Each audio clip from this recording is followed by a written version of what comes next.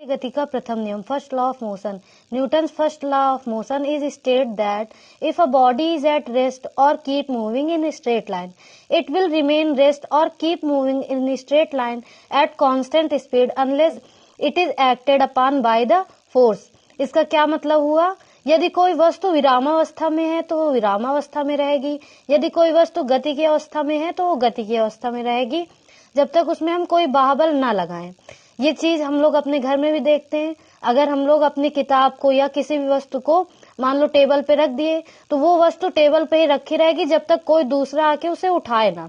तो यही है न्यूटन की गति का प्रथम नियम कि अगर कोई वस्तु विराम की अवस्था में है तो विराम की अवस्था में रहेगी, गति की अवस्था में है तो गति की अवस्था में रहेगी, जब तक कि उसमें कोई बाहुबल ना लगाएं। इसे जड़त्व का नियम भी कहते हैं। न्यूटन की गति के प्रथम नियम को जड़त्व का नियम भी कहा जाता है। और न्यूटन की गति का उपयोग कहाँ पे होता है? न्यूटन के गति के नियम का उपयोग कहाँ पे होता है? ट्रेन में। ट्रेन में जैसे चलती हुई गाड़ी से अचानक कोई उतरता है तो वो गिर जाएगा। चलती हुई गाड़ी से कोई उतरता है और स्टेशन पे रुक जाए तो वो गिर जाएगा। लेकिन अगर ट्रेन से उतरते ही वो ट्रेन की दिशा में दौड़ने लगे, स्टेशन पे उतरते ही दौड़ने लगे, तो वो फिर नहीं गिरेगा।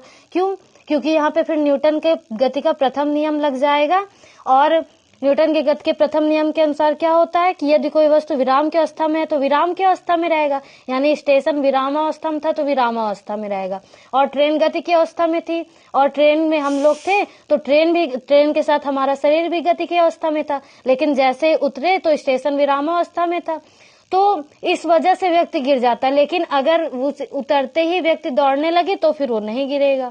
और इसका दूसरा उपयोग है, चलती ट्रेन में ब्रेक लगाने पर यात्री का शरीर आगे की ओर झुक जाता है। चलती हुई ट्रेन पे ब्रेक लगाओ तो यात्री का शरीर आगे की ओर झुक जाता है।